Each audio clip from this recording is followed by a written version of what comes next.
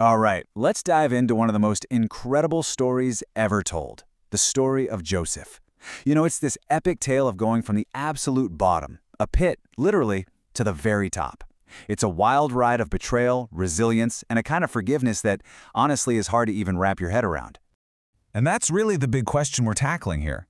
How on earth does a man who was betrayed by his own family, left for dead, end up saving not just them, but an entire nation?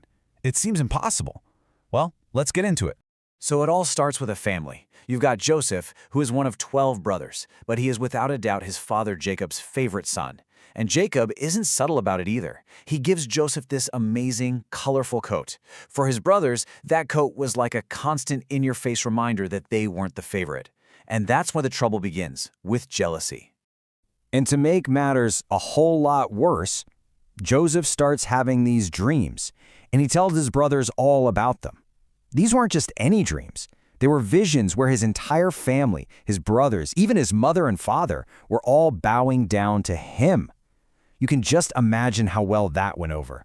It was like pouring gasoline on an already smoldering fire. One dream in particular really gets under their skin. He says he saw them all out in the field bundling up grain, and suddenly all of their bundles of grain turned and bowed down to his. Now this is a super important detail to remember. It sounds like a kid bragging, right? But it's actually a prophecy that's going to come back in a huge, unbelievable way. Well, all that simmering jealousy was bound to boil over, and it did. One day, Joseph's father sends him out to check on his brothers. They see him coming from a long way off, in that ridiculous coat of his, and they think, this is it. This is our chance. Their hatred just hits a breaking point, and right then and there, they start plotting to get rid of him for good. I mean, just look at how fast his entire world collapses. 1 minute, he's the beloved son. The next, his brothers have stripped him, thrown him in a dry pit to die, and then decided, hey, why not make some money off this? They sell him for 20 pieces of silver to some passing traders. And to cover it all up, they tear up his coat, dip it in animal blood, and take it back to their father, completely shattering his heart. So Joseph's journey takes a dark turn. He's dragged to Egypt and sold as a slave to a man named Potiphar, who's a pretty big deal, an officer of the Pharaoh. He's lost everything, his home, his family, his freedom. But this, right here, is where we start to see who Joseph really is. And this is what's so powerful about his story. It's not just about the terrible things that happen to him. It's about how he reacts. He could have given up, but he doesn't. He works so hard and so faithfully that Potiphar ends up putting him in charge of his whole household. Then, when Potiphar's wife tries to seduce him, he holds on to his integrity, gets falsely accused for it, and is thrown into prison. And even there, in a dungeon, he doesn't lose hope. So while he's in prison, that old gift of his, interpreting dreams, it pops up again. He correctly figures out the dreams of two of Pharaoh's former staff members, the cupbearer, who will be restored to his job, and the baker, who will be executed. And it happens just like he said. The cupbearer is so grateful, he promises he'll put in a good word for Joseph. But then he gets out, gets his old life back, and completely forgets all about him. For 2 whole years. Can you imagine? For 2 years, Joseph is just left to rot, completely forgotten. But then, everything shifts, because now Pharaoh himself, the most powerful man in the world, starts having these really weird, troubling dreams, and none of his magicians or wise men have a clue what they mean, and the entire kingdom is on edge. So what were these dreams? Well, first, Pharaoh sees 7 beautiful, fat cows come out of the Nile River, and right after them comes 7 ugly skeletal cows that eat the fat ones. Then he has another dream, almost the same thing. 7 healthy, plump heads of grain get swallowed up by 7 thin, withered heads. Pharaoh just knows this is a bad omen, but he can't figure it out. And that's when the cupbearer finally remembers. He tells Pharaoh about the Hebrew prisoner who interpreted his dream perfectly. So they haul Joseph out of the dungeon, clean him up, and bring him before Pharaoh. And Joseph doesn't miss a beat. He says the dreams are a message from God. Egypt is going to have 7 years of incredible abundance, followed by 7 years of a famine so terrible it will wipe everything out. But here's the kicker. He doesn't just interpret the dream. He gives Pharaoh a plan to survive it. Pharaoh is just blown away by Joseph's wisdom, so he makes this absolutely stunning call.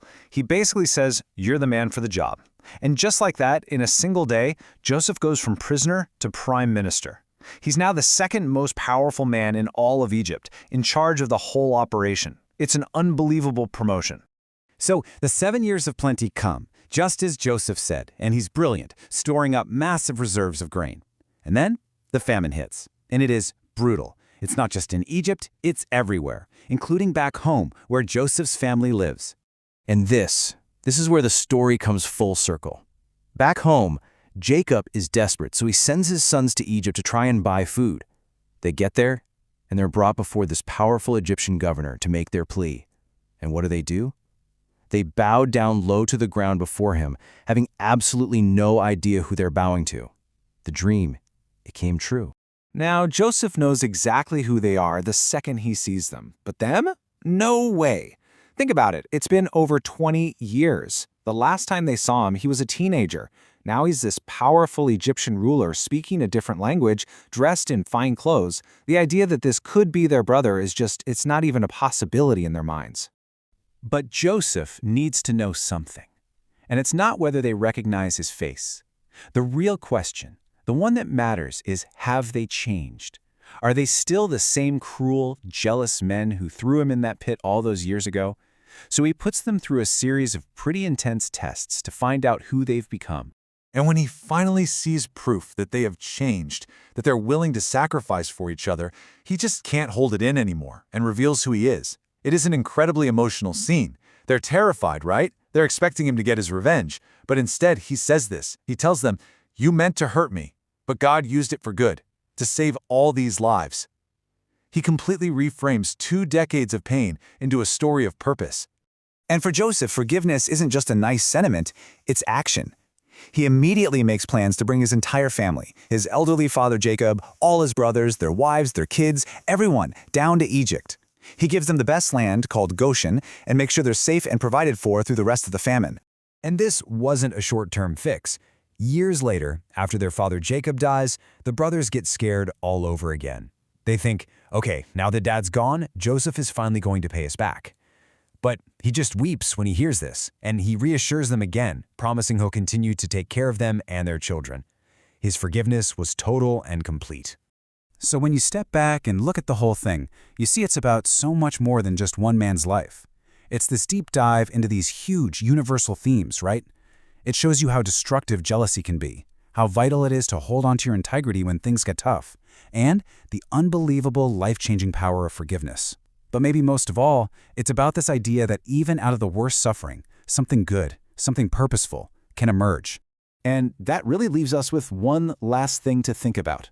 Joseph's story shows how the very acts of betrayal and abandonment that should have destroyed him were actually the events that put him exactly where he needed to be to save everyone. It makes you wonder, doesn't it? How might our own greatest challenges, our own hardships, not be the end of our story, but maybe, just maybe, the very thing that's shaping us for our ultimate purpose?